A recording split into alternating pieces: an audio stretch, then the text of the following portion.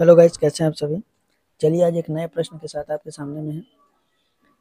देखिए आपके सामने में एक प्रश्न दिख रहा है जो कि एग्जाम में हमेशा पूछे जाते हैं। इस तरह के प्रश्न देखिए CG TET, CG Vyapam, railway और सभी एग्जामों में इस तरह के प्रश्न हमेशा ही आते हैं। तो चलिए इस प्रश्न को कैसे सॉल्व करेंगे, इस प्रश्न को हम लोग देखते हैं। प्रश्न आपके सामने में है, यदि किसी संख्या और उसके 3/5 भाग का अंतर 40 है तो संख्या ज्ञात कीजिए। इसके ऑप्शन दिए हैं 60, 80, 100 और 120।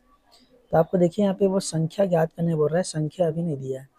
तो हमको संख्या, आपको पता है कि गणित में कभी भी कोई चीज़ नहीं दिया रहता है तो हम उसको क्या मानते हैं, एक्स। तो यहाँ पे वही काम करेंगे कि माना कि संख्या बराबर एक्स है।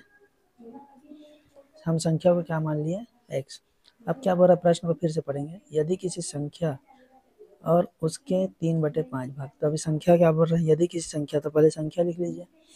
अब इसी संख्या के 3/5 मतलब संख्या एक्स है, तो इसका 3/5, तो 3 का गुणा करेंगे तो क्या हो जाएगा, 3x हो जाएगा। अब बटे में क्या आएगा, 5। क्या बोल रहा है, अंतर। अंतर बोल रहा है मतलब माइनस का चिन्ह लगा दीजिए बीच में। कितना है बोल रहा है, 40 है।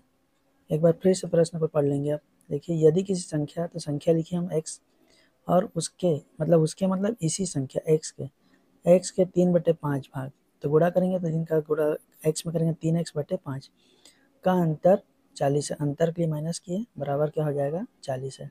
अब हमको सिंपली क्या करना है, इसको सॉल्व कर देना है। तो चलिए इसको सॉल्व करते हैं। अब देखिए आप यहाँ पे तिर्यक गुणा करेंगे, यहाँ पे कुछ नहीं मतलब एक माना जाता है, या तो फिर इसका डायरेक्ट यहाँ पे गुणा करके इसको सॉल्व करेंगे। चलिए तिर्यक गुणा कर लेते हैं। 5 का गुणा x में करेंगे तो क्या आएगा, 5x माइनस 3x पूरे के बटे में क्या हो जाएगा, 5 बराबर क्या लिखेंगे, 40।